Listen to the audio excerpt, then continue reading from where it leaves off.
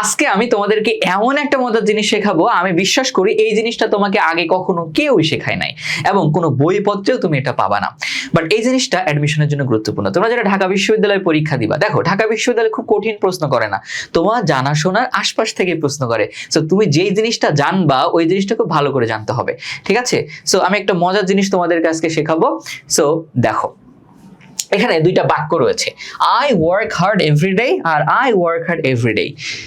দুইটা কি একই ধরনের বাক্য না? কিন্তু আমি যদি বলি আই ওয়ার্ক হার্ড এভরিডে, এই বাক্যটা হচ্ছে ভুল, তাহলে তো আমাকে বলবো ভাইয়া হ্যাঁ দুইটা তো সেম, একই ধরনের বাক্য, আপনি এই বাক্য কেন ভুল বললেন, এই বাক্যটাকে কেন ভুল বললেন? ইয়েস, এটা তোমাকে জানতে হবে। একই রকম মনে হইলেই কিন্তু একই রকম না। আচ্ছা দেখো, এই যে দেখো এভরি আর ডে, এর মাঝখানে যখন কোনো গ্যাপ থাকবে না, কি থাকবে না? গ্যাপ থাকবে না। যেমন এই এভরিডে, দেখো এই এভরিডে, এভরি আর ডে এর মাঝে কিন্তু গ্যাপ আছে, কি আছে?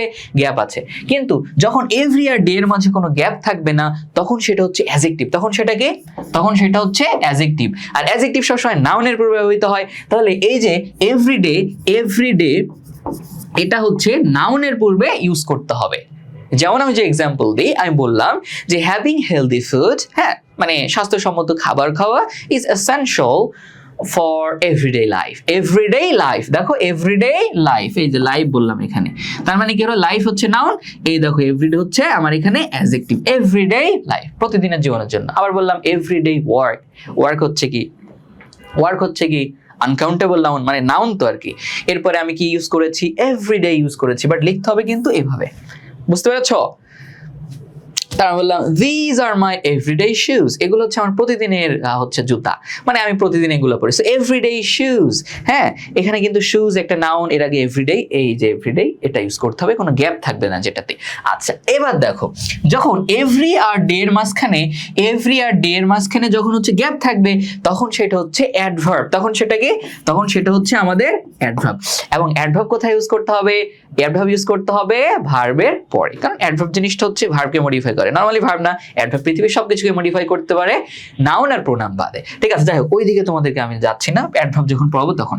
সো এভরিডে আমার হচ্ছে কি? অ্যাডভার্ব। এটাকে আমি সিম্পলি বলি এটা ভার্বের পরে ইউজ করতে হবে। হ্যাঁ যেমন আই ওয়ার্ক হার্ড এভরিডে, আমি প্রতিদিন কাজ করি। আমি বললাম I need to study everyday, আমাকে প্রতিদিন পড়তে হবে, প্রতিদিন আমার পড়া প্রয়োজন, ঠিক আছে? তাহলে এই জিনিসটাকে ভুলবা? এটা কিন্তু তোমাকে কেউ কখনো বলবে না। সো এবার তুমি এই অ্যান্সারটা একটু করো তো, তুমি ক্লাসটা বুঝেছো কিনা আমি কিভাবে বুঝবো? এই অ্যান্সারটা একটু করো। Reading the newspaper is part of his routine. কি হবে এখানে? Everyday, everyday, everyday, everydays, every daily. বলো এটা কি হবে? সবাই অ্যান্সার করবা, ওকে? আর তোমাদের তোমরা যারা সামনে ঢাকা ইউনিভার্সিটি পরীক্ষা দিবা, এইচএস 26, 27-এর অনেক স্টুডেন্ট আমাদের অ্যাডমিশন কোর্সে ভর্তি হয়ে গেছে অলরেডি, মানে এখন থেকে প্রিপারেশন নিচ্ছে আর কি। 26-এর অনেকে ভর্তি হচ্ছে, তোমরা চাইলে আমাদের অ্যাডমিশন কোর্সে ভর্তি হয়ে যেতে পারো মাত্র 2500 টাকায়। 5 অগাস্টের আগে ভর্তি হলে মাত্র 2500 টাকায়, 2500 টাকা আমাদের অ্যাডমিশন কোর্সটা বাংলা ইংরেজিকে পেয়ে যাচ্ছ। এবং এই কোর্সে আমি ইংরেজি জিনিসটা তোমাদের একদম হাতে কলমে ধরিয়ে ধরিয়ে শেখাবো, প্রত্যেকটা কোয়েশ্চেন তোমাদের সলভ করে দেবো অ্যাডমিশনে, বুঝতে পেরেছো?